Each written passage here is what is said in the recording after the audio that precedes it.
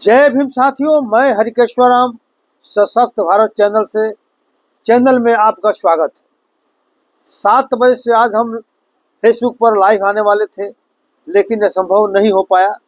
अब मैं YouTube channel पर वीडियो बना रहा हूं। इसी वीडियो को मैं डालूंगा, कृपया आप लोग उसे देखेंगे और बात को समझेंगे।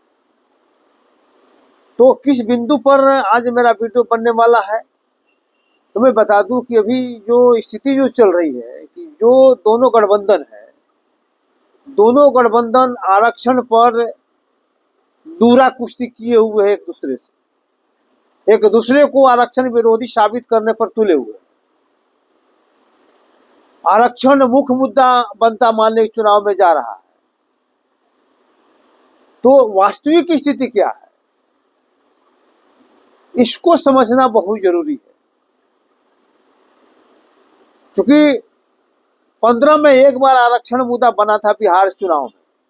भागवत जी ने एक किया था, आरक्षण की समीक्षा की बात की थी, तो उसका रिजल्ट सबके सामने हम लोगों ने देखा है। बीजेपी बहुत पीछे चली गई थी।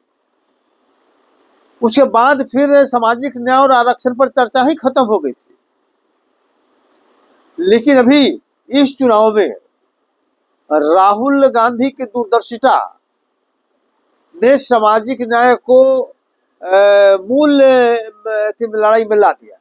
सामाजिक न्याय और आपको कहे कि आरक्षण के मुद्दे को मूल मुद्दा बना दिया है चुनाव में।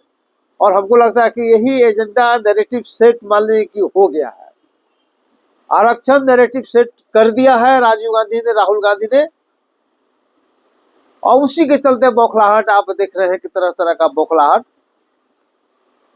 बीजेपी वालों ने किया है।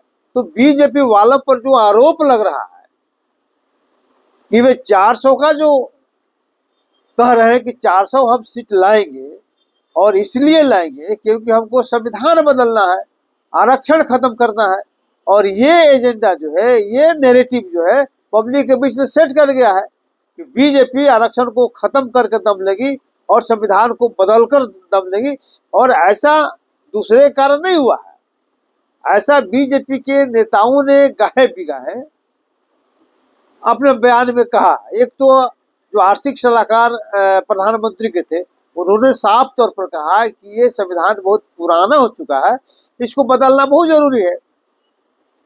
तो प्रधानमंत्री का आर्थिक सलाहकार इस तरह करता है। फिर अनंत हेगड़े का इस तरह का बयान आया, फिर अभी अरुण गोविल की इनका बयान आया। तो इस तरह से हवा मिली बीजेपी के नेताओं के द्वारा। हो सकता है कि उनके द्वारा सोचा गया कि आरक्षण विरोधियों को एकत्रित करने के लिए इस तरह से बोला जाए। लेकिन ऐसा होते होते ऐसा स्थिति उत्पन्न हो गया, नैरेटिव सेट हो गया कि SC/ST के लोग जो है बीजेपी के विरुद्ध होने जा रहे थे, हो भी गए। तो जो आरक्षण समर्थक है, आरक्षण विरोधी में जब डायरेक्ट लड़ाई होगा तो निश्चित रूप से आरक्षण विरोधी कहीं पर नहीं टिके, ये तय है। आरक्षण को धूर्तता के आधार पर ही खत्म किया जा सकता है। धूर्त बन के, धूर्तता मान लेकर के, इनका वोट प्राप्त करके धूर्तता से, और उसके बाद मान लेकर समाप्त किया जाता है। ऐसे जो है सामान्य परिस्थिति में आरक्षण का विरोध करके कोई ताकत सत्ता में नहीं रह सकती है, सत्ता से उनको जाना ही होगा, ये तय है।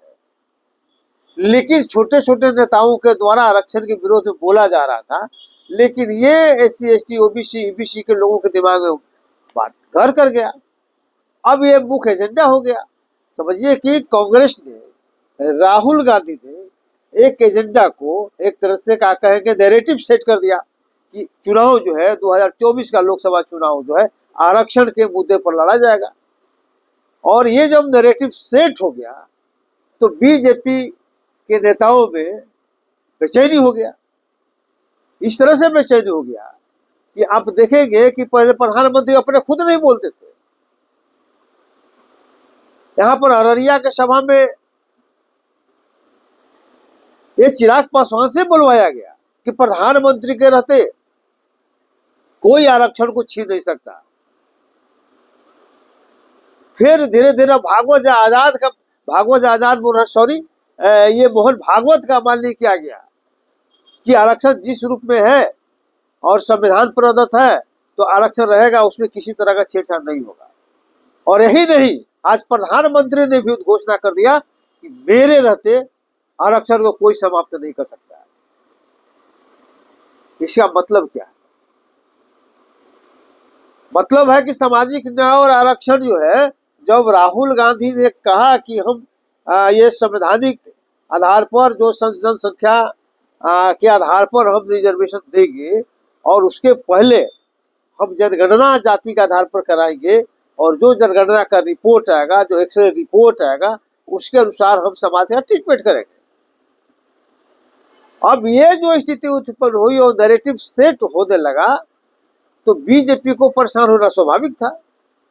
और बीजेपी ने दूरा कुश्ती शुरू कर दिया आरक्षण पर, और आरक्षण पर कांग्रेस को लपेटना शुरू कर दिया, कहना शुरू कर दिया कि कर्नाटक में आप ओबीसी के आरक्षण को मान लें कि छीनना चाहते हैं, ओबीसी आरक्षण में से मुसलमानों का आरक्षण आप देना चाहते हैं, दलितों के आरक्षण में से मुस्लिमों को आप देना चाहते हैं, आप जो भी मान लें कि संपत्ति मान लें कि लोगों को पीछे एक्सरे करके उस संपत्ति को बांटना चाहते हैं, ये मान लें की चीज है, और मुसलमानों को देना चाहते हैं, तो तरह तरह का ये शुरू हो गया।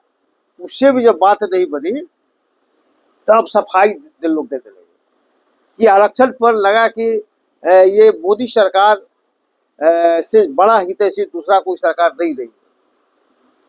लेकिन वास्तविकता अब क्या है, ये समझना जरूरी है कि क्या सचमुच में इंडिया गठबंधन और एनडीए सचमुच में सामाजिक न्याय का पक्षधर है, आरक्षण का पक्षधर है। दोनों गठबंधन को अगर आप तौलिएगा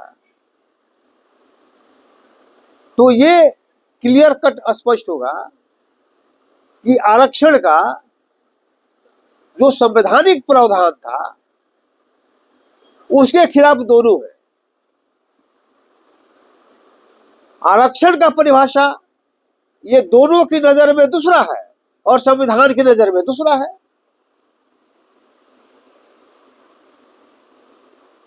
इनका जो नजरिया है, ये दोनों गठबंधन का एक ही नजरिया है कि आरक्षण के द्वारा कुछ पदों पर लोगों को नौकरियां दी जाए और नौकर बनाकर रखा जाए,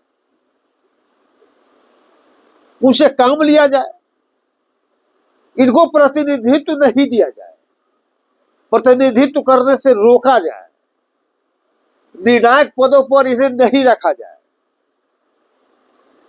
जो अनिर्णायक पद है, जहां कुछ नहीं करना है, वहीं पर इन लोगों को दे के और खाना पूरी किया जाए कि मैंने आरक्षण को पूरा कर दिया। ये दोनों का एक ही है, दोनों में कोई डिफरेंस नहीं है। और आरक्षण का मूल उद्देश्य क्या है? आरक्षण का मूल उद्देश्य है कि सभी जो संस्थागत मान लीजिए कि देश को चलाने वाली संस्था है, देश के चलाने वाली संस्थाओं में बहुत लिमिटेड लोग जो है वो देश को चलाते हैं, देश को नियंत्रित करते हैं और जैसा चाहते हैं वैसा देश को आगे बढ़ाते हैं।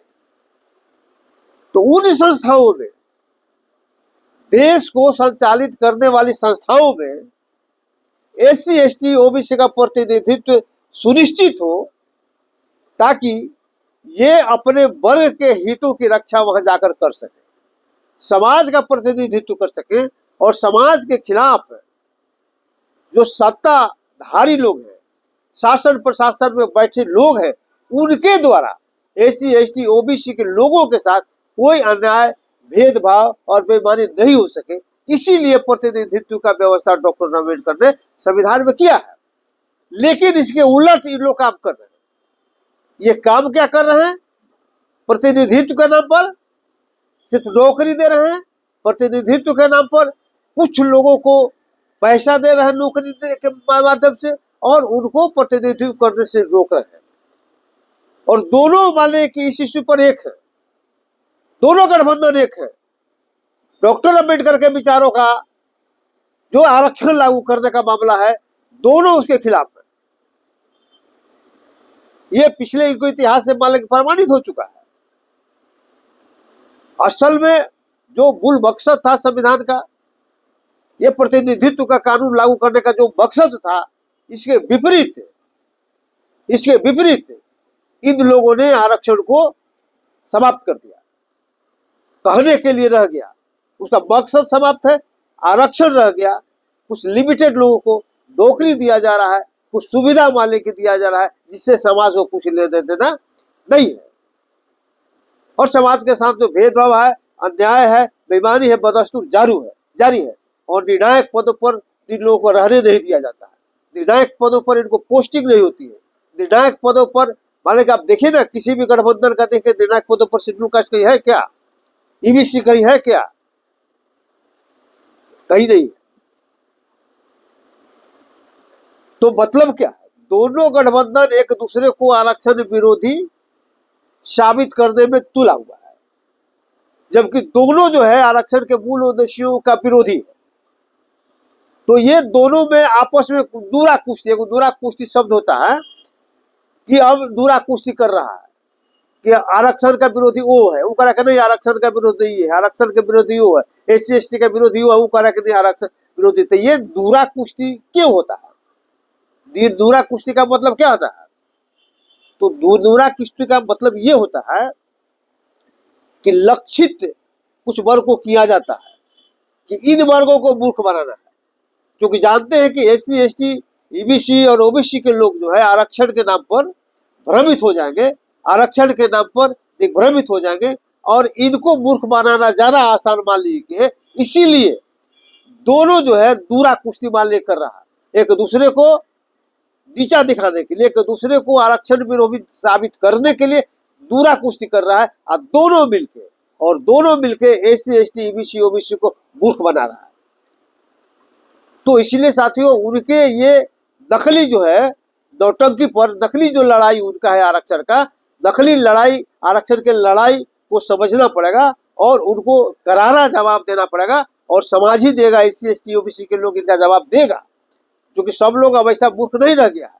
तो इसलिए साथियों, इनको जवाब देना होगा, और मैं इसी उद्देश्य से, इन्हीं को जवाब देने के उद्देश्य से मैं पाटलिपुत्र लोकसभा क्षेत्र से उम्मीदवार हूँ, निर्दलीय उम्मीदवार मैं लड़ूंगा, अपनी ताकत पर लड़ूंगा, जनता के भरोसे लड़ूंगा और समाज के भरोसे लड़ूंगा।